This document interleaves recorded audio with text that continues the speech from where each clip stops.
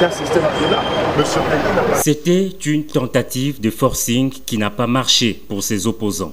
Et le non-respect par ces derniers de l'itinéraire préalablement établi avec l'autorité urbaine pour la marche du 20 mai a provoqué quelques échauffourées dans certains coins de la ville de Kinshasa.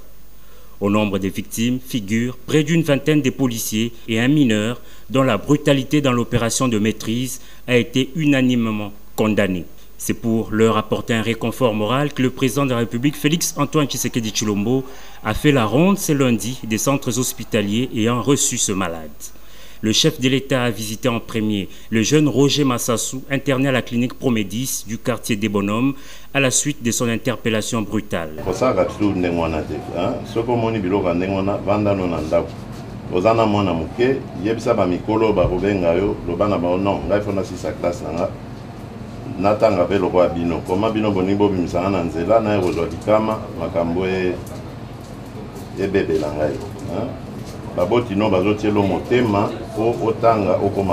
Trouvé en première ligne parmi les manifestants qui s'étaient lancés au jet de pierre contre les policiers, les jeunes mineurs avaient été exfiltrés manu militari. Ces bourreaux ont été arrêtés, tandis que le jeune homme, hors du danger, est en ce moment dans un état stable. On a trouvé quelques petites anomalies, mais qui ne mettent pas la vie de l'enfant en danger. Absolument pas. L'enfant est vous pouvez le voir, l'enfant est dans un état stable. Devant ses parents, le président de la République a longuement échangé avec cet enfant visiblement instrumentalisé. Malgré ces actes condamnables, rien ne pouvait expliquer la violence disproportionnée exercée sur lui, a dit le chef de l'État, Félix Tshisekedi. Élève en 6e primaire, Roger a juré ne plus servir de marche-pied aux politiques. À la clinique La Candeur de Limité, c'est près d'une vingtaine de policiers blessés qui ont été admis.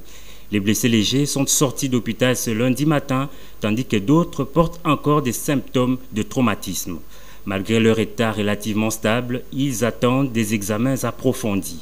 Aux premiers citoyens du pays, ces policiers ont raconté le récit des attaques à la machette et autres gourdins de la part des gangs coalisés. Réconfortés par la visite du président de la République, ces policiers ont réaffirmé servir sous les drapeaux malgré les attaques subies. Le chef de l'État a bouclé sa tournée par l'hôpital HJ de Limité, première rue, qui a reçu au service d'urgence la journaliste Jeon Djoko de la web télévision Congo Lisanga.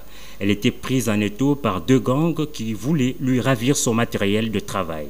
Après avoir résisté, elle s'en est sortie avec un coup de machette à la tempe. Sa vie est hors du danger et elle poursuit des soins appropriés. Partout où le chef de l'État est passé, la prise en charge est assurée par l'État congolais. Il faut dire qu'aucun mort n'a été signalé ni constaté, contrairement aux rumeurs répandues dans l'opinion publique.